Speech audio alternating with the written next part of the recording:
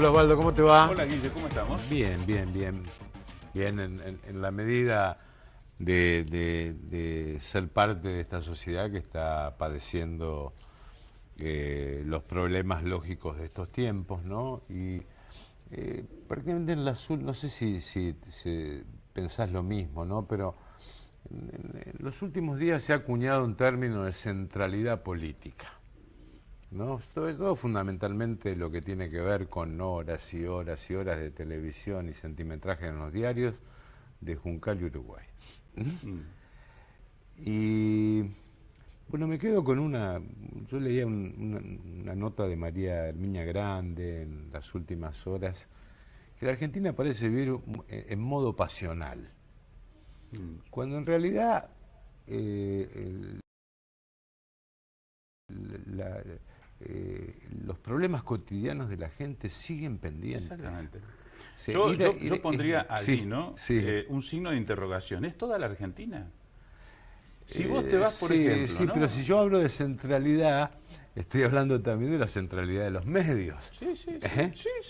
Hoy, Pero bueno, por eso digo, allí podríamos llegar a plantear hasta nosotros mismos esta pregunta. ¿Nosotros reflejamos como medio toda la Argentina?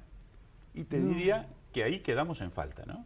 Pensar que lo que pasa en Juncal y Uruguay es lo que pasa en toda la Argentina. Y acá tenemos a 4 cuadras a la noche gente que come de la basura. Gente que come la basura, que no te alcanza en el supermercado, los gremios estatales de paro. Exactamente. Los industriales que tienen problemas para importar. ¿Qué va a pasar con el crédito subsidiado? La inseguridad. La inseguridad pasó el delito, el narcotráfico. Claro, dice 1.650 kilos de cocaína.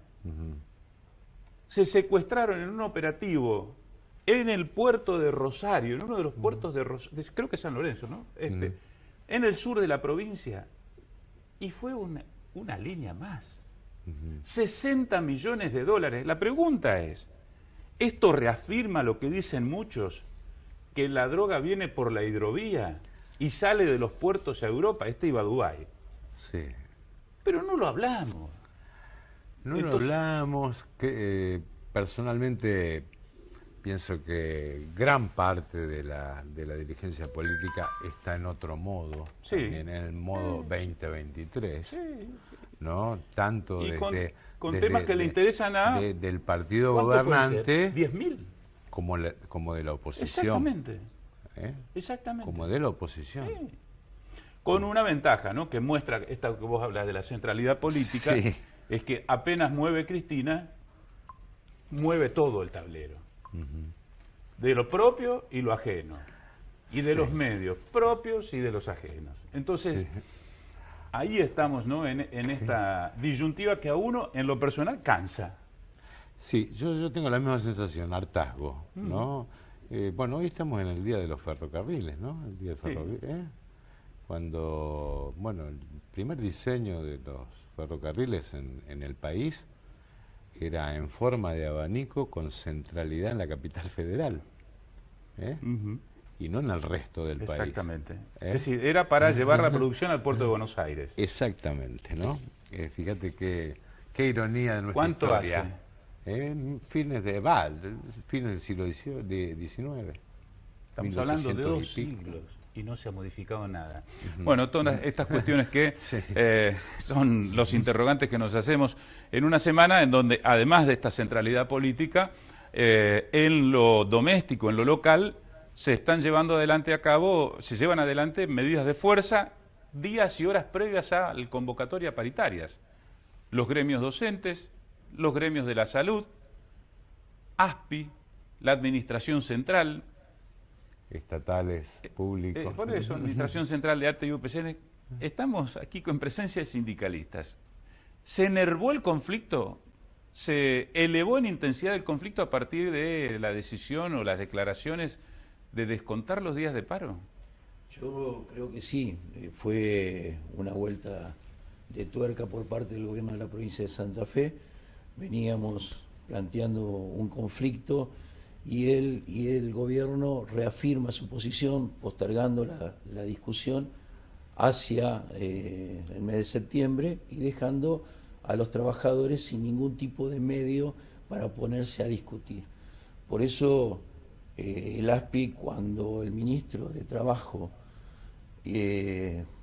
públicamente dice que va a descontar los días, eso para nosotros fue una llamada de atención inmediata. Inmediatamente hicimos una presentación frente al Ministerio de Trabajo pidiéndole que intervenga. Como el Ministerio no prestó atención, no nos contestó ni nada, inmediatamente, como todo ciudadano que tiene el derecho a reclamar y como asociación reconocida como tal, nos presentamos tomando el ámbito de la ley 10.052, que es la ley de paritaria, que en su artículo 5 habla justamente de los conflictos y que se tiene que constituir un grupo donde interviene la Corte Suprema de Justicia de la provincia, un representante de la Cámara de Senadores y un representante de la Cámara de Diputados. ¿En la paritaria? En la paritaria. ¿Para qué?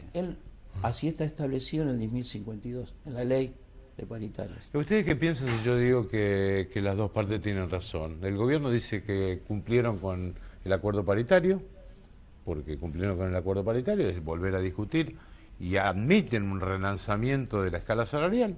Esto lo dijo el ministro la semana pasada, ¿no? Aquí con nosotros. Y que ustedes también tienen razón en el sentido que las condiciones son distintas. Es decir, a partir de, fundamentalmente, de la renuncia de Guzmán hasta la fecha, hubo una escalada inflacionaria que vaporizó parte del salario, ¿o no? A ver... Gran parte es así, digamos. Por un lado hubo un acuerdo en marzo, sí, en donde quedó totalmente desactualizado antes de lo previsto, ¿no? Estaba previsto este septiembre para la cláusula de revisión y la verdad la inflación, la realidad nos ha pasado por arriba mucho más velozmente de lo que se esperaba. Habíamos planteado un escalonamiento para cumplir los plazos y los pagos con el reajuste del 8 y el 8 a los finales del plazo de agosto y septiembre. Queremos aclarar que es con el salario de agosto y septiembre, ¿no? O sea, es septiembre y octubre para aclararle a la comunidad. Y realmente esto fue anterior, la inflación ha superado el porcentaje que habíamos planteado allá en marzo y bueno, es por esto que nosotros en el caso de los docentes, desde antes del receso escolar, estamos planteando claramente la apertura de la paritaria y la discusión, o al menos la discusión para tener en claro el primer día de septiembre cuánto era exactamente el reajuste salarial. No se abrió durante el receso, donde nosotros no teníamos los chicos, no nos podían culpar de abandonar las aulas. En el receso, ¿no era anticipar un poco lo que podía llegar a pasar? Porque si uno se pensaba en julio, lo que eventualmente iba a ocurrir en septiembre era difícil. Sí, pero no perdíamos nada con discutir o tener las bases de una posible alternativa salarial si esto se superaba. Y en realidad este 30 que habíamos cobrado ya estaba superado. Ahora, estamos convencidos, ¿no?, que lo que enervó el gobierno fueron las medidas de fuerza, ¿o no?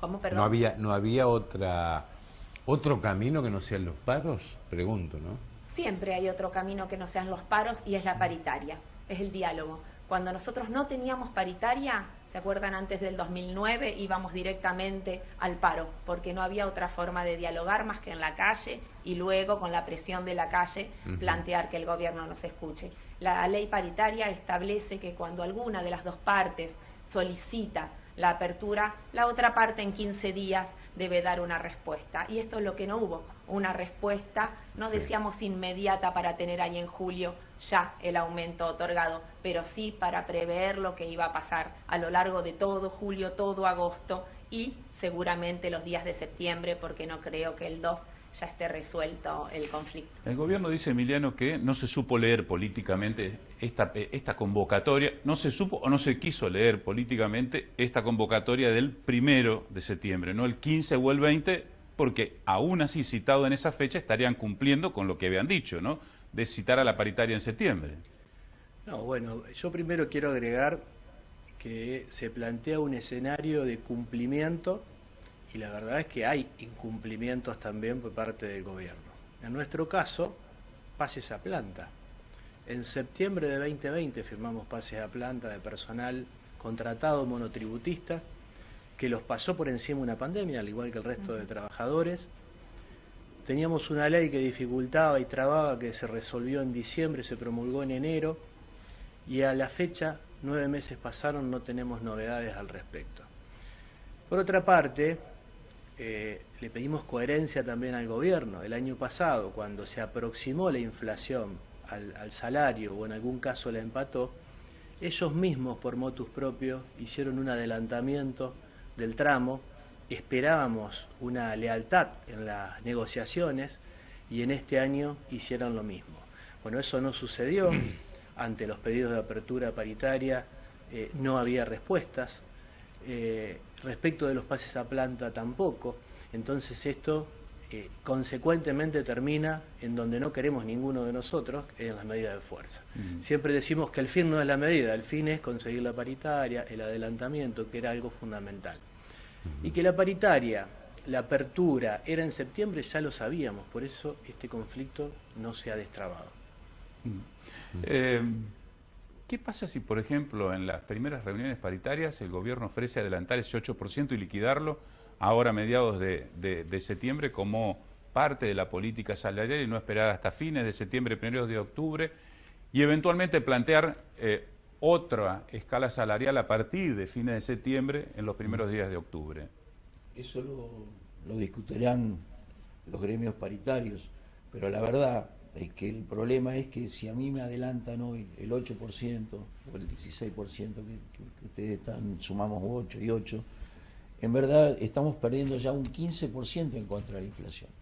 Y la pregunta que se tiene que hacer cuando nos sentemos Perdón, Carlos, ¿cómo hace el cálculo para decir que está perdiendo el 15%? Y vemos la inflación, arreglamos, o sea, se combinó un aumento salarial del 46% en febrero, con los sueldos de febrero, y de pronto ya andamos por el 50, el 60%, evidentemente que la pérdida del poder adquisitivo de los salarios ya está por lo menos un 15% atrás de lo que es la inflación, cuando la política o las declamaciones del gobierno dicen que los trabajadores nunca van a perder contra la inflación, si por lo menos, aunque sea una mínima cantidad. Pero las proyecciones hoy están hablando de que tenemos una inflación entre el 80 y el 90%. Entonces mi pregunta es, ¿cómo va a ser el gobierno de la provincia de Santa Fe para cubrir o empardar la inflación que está prevista, un 40% más todavía de aumento salarial? Por eso era que cuando se generó el conflicto, que era adelantar, era para más o menos mantener el salario en los niveles de inflación y sentarnos a conversar de cómo íbamos a hacer hasta fin de año. Eso es lo que queríamos, era el diálogo. El gobierno no ofreció diálogo, el gobierno confirmó su posición. Vamos a sentarnos tal día, no importa lo que pase.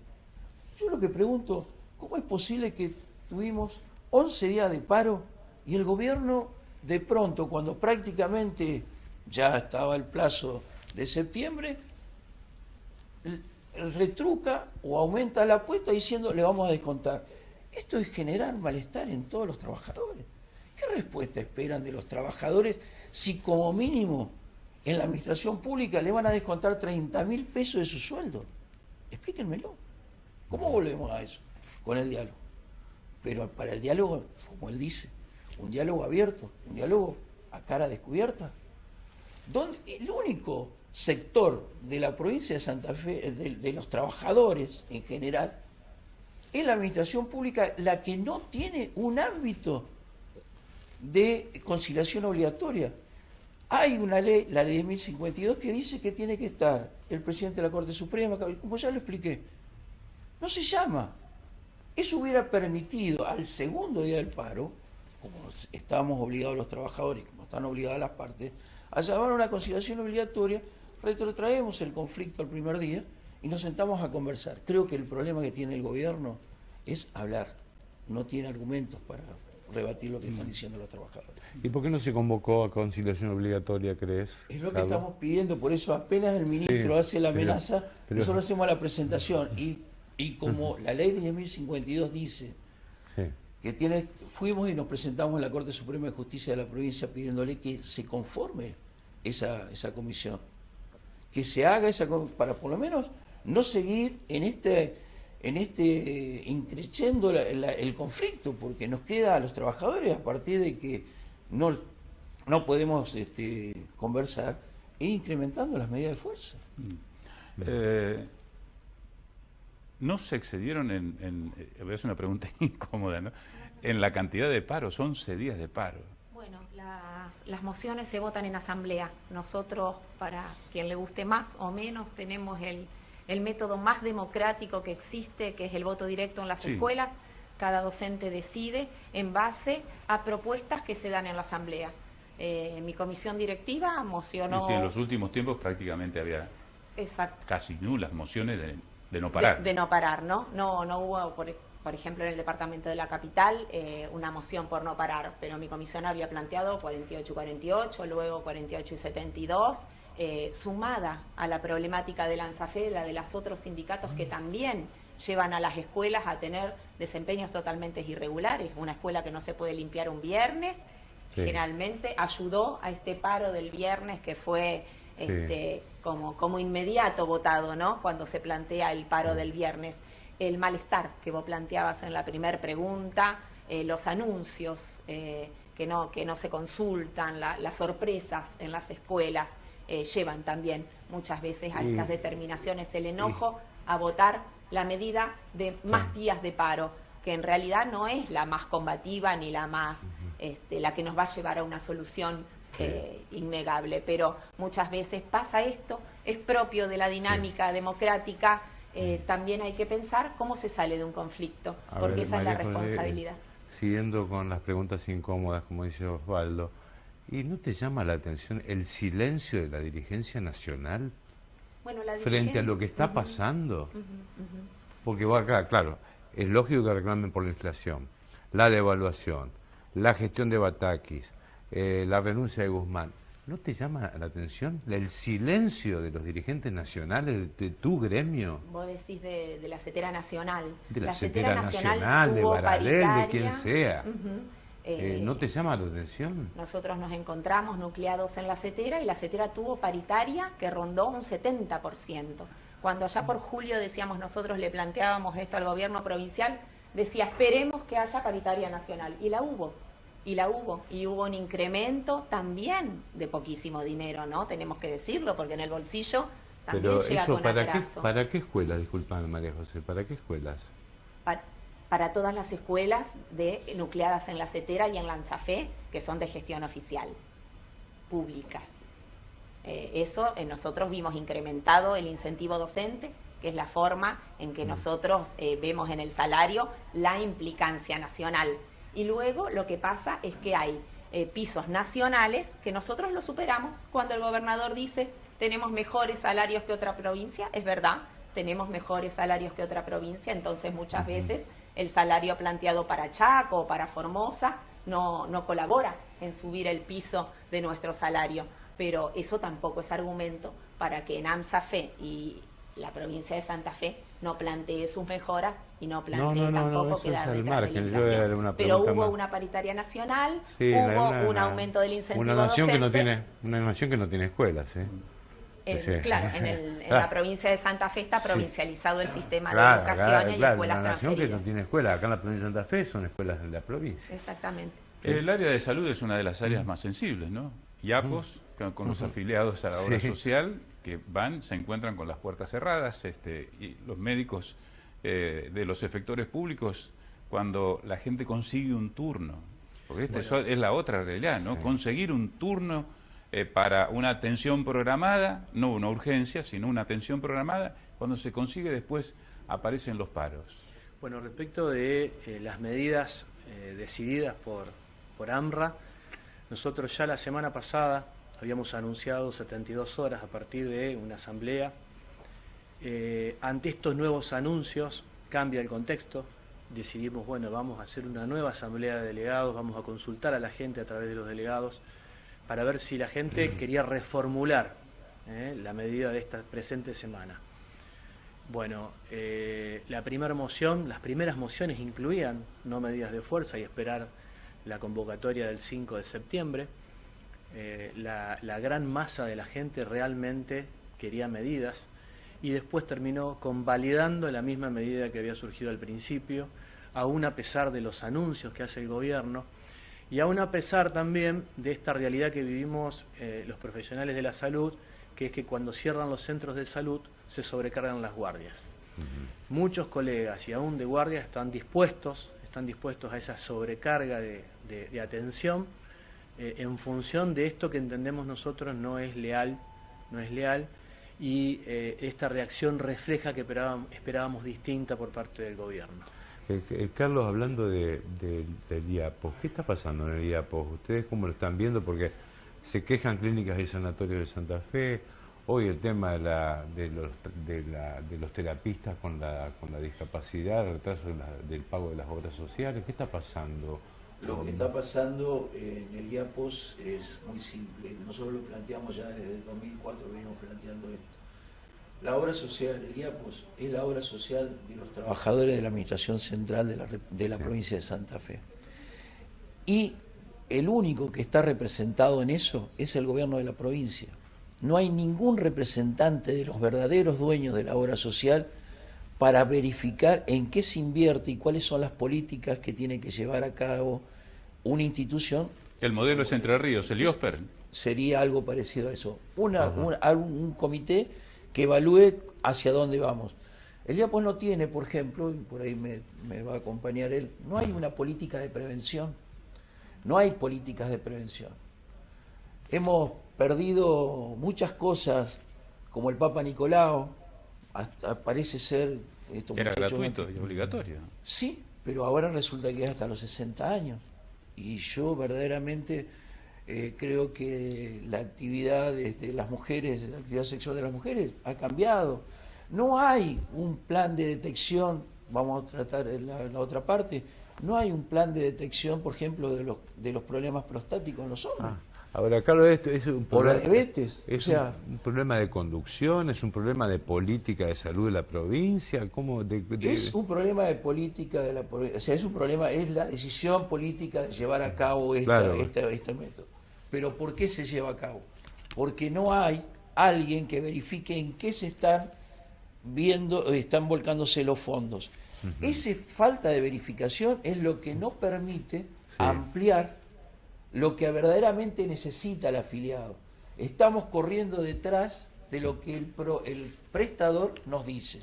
Consumimos esto nos cuesta tanto. Ahora, preguntémonos, ¿por qué yo no puedo hacer una campaña anual de detección de diabetes que hoy debe costar, no sé, 400 pesos a la obra social? Y yo hago esa campaña de prevención de diabetes y ¿sabes cuánta plata me voy a ahorrar? Porque al prevenir la diabetes no pierden miembros, no tienen problemas renales, no tienen problemas oculares. Una prótesis de pierna no sale menos de 10.000 o 15.000 dólares. Entonces, con 500 pesos yo arreglo todo eso. ¿Por qué no lo podemos hacer? Y no hay alguien que lo haga la pregunta. Gracias, Gracias, muy por amable estar aquí con nosotros. Hacemos la primera pausa, Guille. Pausa y enseguida retornamos.